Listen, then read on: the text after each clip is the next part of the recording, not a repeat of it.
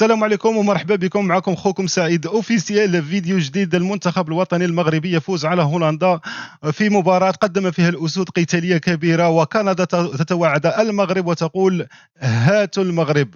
دراري قبل ما نبداو ما تنساوش الدعم ديالكم، الاشتراك ثم تفعيل الجرس، ويا الله نبداو. كندا بداو كيستفزوا فينا الاخوان من دابا، كيقولوا هاتوا المغرب. كندا من دابا بدات تستفزونا وتيقولوا هاتوا المغرب، وما عارفوش القصه ديال هاتوا المغرب. الحكايه بدات وكملات. الحكايه بدات وكملات في مكسيكو، ودابا حكايه اخرى تبدا من مكسيكو. في مكسيكو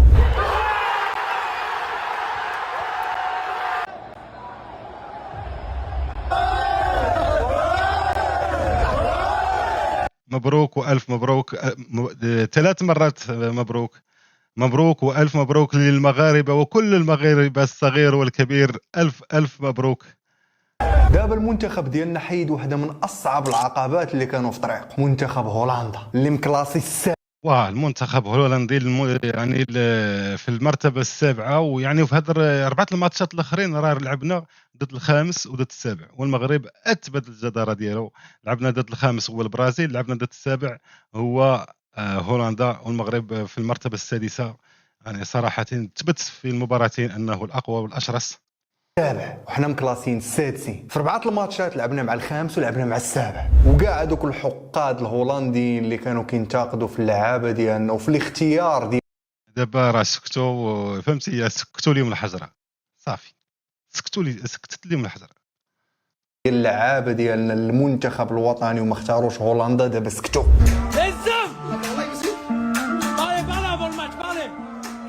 بلال خنوس يقول لهم سكت سكت، كاينش اللي يقدر يدوي. برافو الولاد، برافو برافو برافو، مباراة كبيرة. نصير مزراوي، كنهضر على نصير مزراوي اللي اختار المغرب واللي تقاتل في هذا الماتش، ما وقفش. الحاج تبارك الله الحاج، دار لهم العجاج تما، ما خلى حتى واحد يدوز، تبارك الله عليه. الحمد لله، كنشكروا الله حتى الحمد لله برافو برافو برافو. احسن واحد صراحه، احسن واحد، واعر بزاف مزراوي. شنو نقول لك، الخليفه ديال الدراري تما هو هذا. بلا الله ما عندنا والو الدراري، نقول لكم. وانا صلاح الدين يلا اختار المنتخب. انا صلاح الدين يلا اختار المنتخب ديال 7 شهور، واليوم لعب ضدهم. كان تيلعب مع هولندا، وهذه 7 شهور باش تحول، وبغى المغرب وجا المغرب وشدوا المغرب، ودابا تيلعب ضدهم. المغربي 7 شهور قبل من الكوب دو موند، وقبلات ليه الفيفا هذه 4 شهور، بدل الجنسيه الرياضيه ديالو تا هو لعب ضد هولندا، واللي دا لورو وبطوله اوروبا مع المنتخب الهولندي ديال الاو 17، ولعب حتى مع الاو 20. هادو بجوج كانت باغهم هولندا واختاروا المغرب، ولكن اختاروا المغرب دائما. حب الوطن، حب المغرب. ودابا ولد فان بيرسي دابا راه فهمتي ماشي يختار المغرب، يبوس اليدين على المغرب. يعني المغرب دابا اصبح، يعني شنو نقول لك، خاصك تشد النوبه. ماشي بحال قبل. دابا لا، المغرب اي لاعب كيتمنى يلعب فيه، لانه كيلعب في بطولات كبار، كومبيتيسيونيس كبار. والبارح تبين انهم داروا الاختيار الصائب. شوف هاد الاحتفاليه هذه ما يحتفلهاش كون كان في هولندا، والله ما يعيش هذا الجو بالله. كون بقى في هولندا ما يعيش هذا الجو. ولكن شوف المغرب عالم اخر، والله الدم المغربي.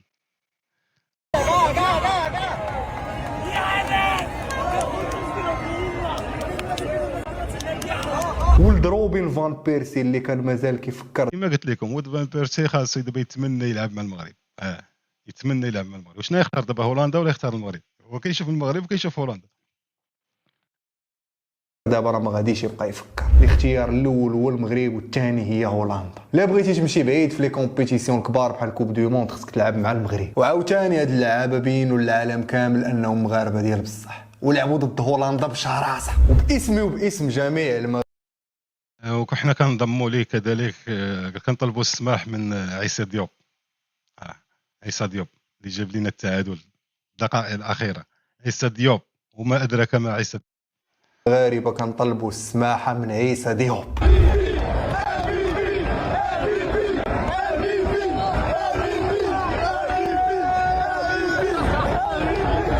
احسن لاعب ديال البطوله الهولنديه واغلى لاعب ديال البطوله السيباري الدراري، السيباري واللي داروا البارح، السيباري مقاتل غلادياتور، والله حتى غلادياتور، لاعب غلادياتور صراحه. كان البارح ماتش غلادياتور عيناوي. احنا جايين في التفاصيل، احنا جايين الواحد واحد.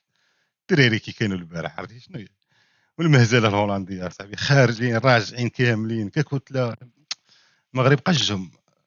شحال نقول لك البارح الهولنديه قصى هولندا البارح بالبيلانتي القاتل اللي مارك عليها. والسبع زهرته واعره. تبارك الله تبارك الله. شوف دابا يا اختاروا المغرب ولعب في هولندا، هو النجم الاوحد في هولندا. وهاد لي سونتيمون وهاد الاحاسيس اللي كيحس بها دابا راه ما يحسش بها كون كان لعب مع هولندا، ما يحس بها حتى واحد اللي كان لعب مع شي فرقه اخرى من غير بلادو والله. شوف المغرب فين وصل. هز راسك يا مغربي، هز راسك.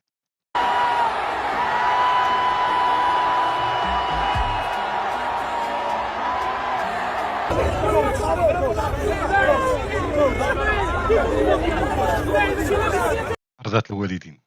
بزاف الناس اللي غالطين، راه عندنا حنا في المغرب سميتها كاينه واحد الحاجه سميتها رضات الوالدين. كنامنوا فيها حنايا مغاربه، حنا مغاربه كنامنوا بهذه القضيه هذه وكنعتقدوها وعندنا في المخ ديالنا رضات الوالدين. راه ما نديرش شي حاجه انا ما كانش رضات الوالدين، وما يدير شي مغربي شي حاجه اللي ما كانش رضات الوالدين، وعارف الرابح من رضات الوالدين وخاسر من رضات الوالدين. ودائما الام شوف المغربيه حاضره والابوين كاملين، لا الاب ولا الام. تبارك الله تبارك الله.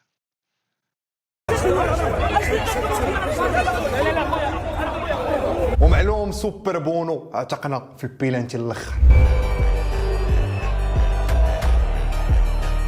سوبر بونو الدراري راه اش غنقولوا عليه، اش غنقولوا على بونو، اش غنقولوا ليه راه اللي بزاف الشيء اللي تيدير هو اكثر من اللي غنقولوا حنايا. يعني يعجز اللسان عن التعبير شنو نقولوا على بونو دائما في المرصاد. فاش كنا خرجنا اسبانيا في قطر 2022 لويس انريكي قال لهم انا ما نقدر ندير والو، عندهم ياسين بونو. شوف انايا انت كتشوف في الندوه الصحفيه ديال لويس انريكي صافي هاتي ما ندير عندهم بونو خرج له بلانسيات ما يزقلوناش. هذا هو اللي كاين بونو. في هذاك الماتش كان اشرف حكيمي هو اللي قصى اسبانيا. اشرف حكيمي اللي كانت تتمنى اسبانيا يلعب معها ولكن اختار المغرب. اشرف حكيمي اللي مشى لعب مع الدراري الصغار ديال اسبانيا وما عجبوش الحال، موحش براسو انه سباليوني وقال لهم انا قالوا با صافي انا بغيت المغرب. ما يمكنش، باقي صغير هو ديك الساعه. واشرف حكيمي اختار المغرب على اسبانيا. بزاف الناس غينتقدوا لا بيرفورمانس ديال اشرف حكيمي والبيلانتي اللي زقل. انا معليش داكشي اللي حتى داك الباس اللي ما تعطاش للسيباري، حتى البيلانتي اللي ضيعوا، تيبقى القائد ديالنا. واش داكشي اللي كيقدموا حكيمي ما يقدموش لاعب. كل واحد قايم بالدور ديالو وعادي مجريات المباراة هكا كتخرج. يعني هادشي اللي وقع، حتى هو راه باغي ماركي، حتى هو باغي يخشي الشبكه، حتى هو باغي يطلع المغرب، والتيباري حتى هو كلشي، ولكن عادي ضربها جات في البوطو. ما عندها حتى تفسير. عادي بقات تما حده تما. المهم فيف المغرب، طلعنا المغرب ديما المغرب. انا كنقول لا، حكيمي كونست ومهم بالنسبه لينا، زقل بعض الاهداف ولكن هذه كوره. وعلى ذكر اشرف حكيمي كان الماتش رقم 100 ديالو مع المنتخب. رقم 100 بقات له 14 ماتش على النيبس، ويولي هو الاول الاكثر من يحمل الوطن ان شاء الله باذن الله. الوطني المغرب فايتو لعاب واحد هو نور الدين نيبت، باقي بيناتهم شي 14 ماتش، وغادي يحطم الرقم القياسي ديال اكثر لاعب لبس هذا القميص. واش فراسكم ان معمر هولندا في كوب دو موند خسرات مع شي فريق افريقي؟ ديما كانت كتعدى على سيدي راه وقع اليوم في الصباح في الفجر مع الجوج ديال الليل وقع هادشي. المغرب توقسي هولندا، الفريق الافريقي والعربي الذي اقصى اول مره منتخب الطواحين صعد حلم المغرب. الافارقه. البالماريس ديالها ربحوا 5 المرات وتعادلوا مره، وفي دوك 5 المرات كنا حنا في 1994 وربحونا ب2-1 تبوردوا عليه. وهذه اول خساره غادي يخسروا في التاريخ ديالهم في المونديال ضد منتخب افريقي. اللاعب اللي مارك علينا هو خاكب، هو اللي مسكين توفى ليه الابن ديالو. الدراري داكشي اللي كيتقال مات لولدو راه ماشي زعما كان ولدو عنده 10 سنين ولا 5 سنين ولا 6 سنين، المراه ديالو كانت حامله وضاع عليها البيبي. هذا هو اللي كان قبل من الماتش، واللي 24 ساعه قبل اعلن انه غادي يشارك في الماتش وخا عنده هذه الازمه العائليه اللي كيدوز منها. ودخلوا لعبوا ماركا، هي فاش جلس وبقى كيبكي وتاثر ودوروه اللعابه الهولنديين. واخا داك الهدف جا عكس مجرى اللعب، وحتى من الهولنديين قالوها من مورا الماتش، قالوا كنا غنخطفوا الفوز. المدرب صراحه راه احترم بزاف المغرب في الندوه الصحفيه ديالو، اشاد بالمغرب وقال داكشي اللي خاص يتقال، وقال كيف وليت يعرف على المغرب واكدوا له المغرب. دخل خايف حتى انه غير الخطه كامله، يعني ماشي نفس الخطه اللي كان يلعب بها الماتشات اللي من سبق اللي يربحهم، اللي هو جا ضد المغرب وبدل داك الشيء كامل ودخل بتشكيله اخرى، خوف من المغرب، رعبا من المغرب. كما شفتوا المغرب كان مسيطر، كان يعني الند للند، كان واقف البلوك طالع ما خايفش ما داهش. انت كتلعب مع المغرب كان سبع واقف صراحه. ديالهم كومان دخل احترم المنتخب المغربي بزاف، وهذا سينيال اللي خاصنا نشدوا من هذا الماتش. اهم سينيال الاخوه، لعبنا مع السابع عالميا. القيمه السوقيه ديال اللعابه ديال 754 مليون يورو. حنايا عندنا القيمه السوقيه ديالنا 447 مليون يورو. استغرب انه كاع التغييرات اللي غيرهم زيدون التغييرات كما قال كيغير مهاجم مدافع، باغي هو يخرج الماتش للبيلانتيات، خايف من المغرب، ما قادش يلعب المغرب. وراه وسط الميدان عندهم واعر بزاف، ولكن لعبوا ضد المغرب يعني حدد لهم السرعه. المغرب تصور معايا المغرب البارح ماتش بحال كنشوف ماتش ديال الريال ضد البارسا، المغرب واقف، هما واقفين ولكن المغرب مسيطر، خايفش ند للند. شنا كره صحيحه قتاليه، شنا توازن كبير من اللاعبين. اش تقول على المغرب اصاحبي الماتش ديال البارح؟ اش تقول عليه؟ التغييرات اللي دار كومان كان كيخرج مهاجم وكيدخل مدافع، بحال كان بغي يوصل المنتخب ديالو للبيلانتيات، بحال كان منهزم من الاول، عارف انه ما خصوش يخرج يلعب مع المغرب، لا خرج يلعب غادي يخسر. Sincèrement, on était très surpris. كلمه شكر للاستاذ المدرب محمد وهبي، يعني صراحه فلسفه اخرى الدراري، طريقه اخرى ديال اللعب. لاعب كومودو، لاعب ترانكيل واقف، ما تتخافش، ما تيدهشوش الدراري. هذا الشيء ما عمرنا لمسنا الدراري، عمرنا شفنا الديكور هذا، البلان هذا ديال المغرب هكا بهاد الشراسه والاندفاعيه والقوه. ما شفناش الدراري، اول مره تنشوفونا بداك. De voir la composition d'équipe, de rajouter un défenseur, ça nous a quand même un peu surpris parce qu'ils n'avaient pas joué comme ça, ils n'avaient jamais joué comme ça. يعني ديك الهضره اللي كان كيقول قبل من الماتش ديال المغرب فافوري ما كانش كيكذب، وهذا سينيال مهم بالنسبه ليه. المنتخبات الكبار اللي مكلاسين في الطوب 10 فاش ولاو كيلعبوا ضدنا حتى هما ولاو كيدافعوا وكيعطيونا كره وكيرجعوا للور. بوسيسيون دو بال عند المغرب كانت 70%. تصور استحواذ في المغرب استحوذ ب 70%. 70% الاخوه. تسديدات كانوا 11، 5 على المرمى، هما كانوا 6، 2 على المرمى، ماركا 1. المغرب دار 800 باس. تصور 800 باس، شنو كتعني 800 باس؟ واه 800 شحال تقولوا هما داروا؟ يلاه 293 800 293. ما كانتش هولندا، ما جاتش الاخوه. شفنا السلاح السري ديال فوزي الف شكر لفوزي القجع، الف شكر. يعني لكم الصوره، انتم شوف الصوره معبره، القجع وديال الجامعه الملكيه المغربيه لكره القدم اللي ولكن بيني وبينكم راه ماتش كان واعر وصعيب، وراه قلوبنا صاحبي البارح راه لا اش نقولوا البارح الصباح ولا البارح ما عرف. شي واحد ما كيفهم. هما الاباء والامهات والعائلات ديال اللعابه اللي كانوا حاضرين، وفاش سالاو كلشي مشى كيجري عند العائلات ديالهم، كيدخلوهم من واحد الجاب بوحدهم في اي بي. مهمين الاخوان هذوك الناس. تمارك علينا بيت والمونطال باش رجعوا اللعابه ديالنا وماركا وغلبوا هولندا، راه قوه خارقه الاخوان. الماتش الجاي ان شاء الله غيكون في هيوستن تكساس ضد كندا. وكندا تتقول لكم المغاربه هاتوا المغرب، ما فراساش ما معنى هاتوا المغرب واش غيوقع عليها. حتى كندا بداو كيستفزوا فينا الاخوان من دابا كيقولوا هاتوا المغرب. وفاش لعبوا دابا تجي المغرب وتوريك. ليتس جو. ضد جنوب افريقيا تخيلوا معايا جنوب افريقيا خسرات تقصات وخرج المدرب ديالهم. وشو هاد العلامه د افريقيا عاوتاني. شوف هاد المدرب ديال جنوب افريقيا تقصى وتيقول لهم كون دزنا بغينا نلعبوا ضد المغرب ما تحقاش ديما تربحوا. يلا بلان. المغرب راه ولا سيتام بريم الدراري. المغرب ولا سيتام بريم. الناس بقاش تلعب على كاس العالم ولا تلعب على المغرب تربحوا. هادشي اللي تيبان لي أنا. المغرب راه ولا سيتام بريم. كيقول لهم حنا كنا كنتمناو ندوزو مع المغرب وغنربحوا المغرب حنا ديما كنربحوا المغرب. Yeah, we looked at it in the past days, Morocco or maybe. شو المغرب واحد اليوم هنا صاحبي بزاف صاحبي والله واحد كل شيء صاحبي راه فعلا يعني تيبقى المغرب داكشي علاش هو محتمل المرتبه السادسه راه ماشي هكاك راه كاين علاش شو مسكا كنشوف شو الالم هو خسر ضد كندا شنو خارج تيقول بوبري Holland.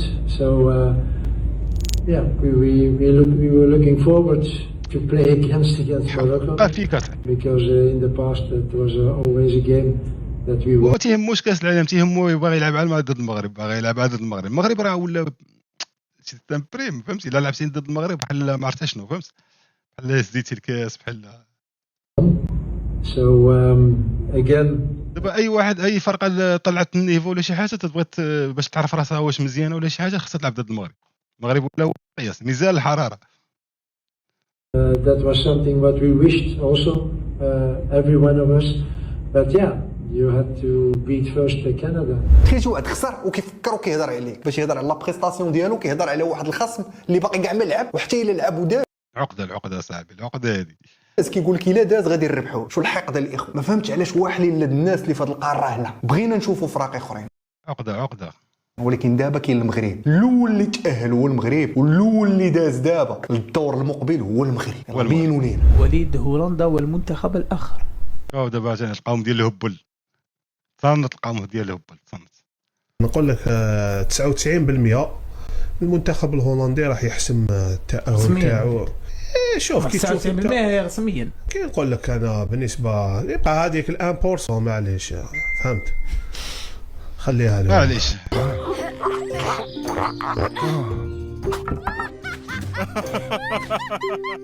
الماتش ضد كندا ما خصناش نسهلوه خصنا نبقاو هازين.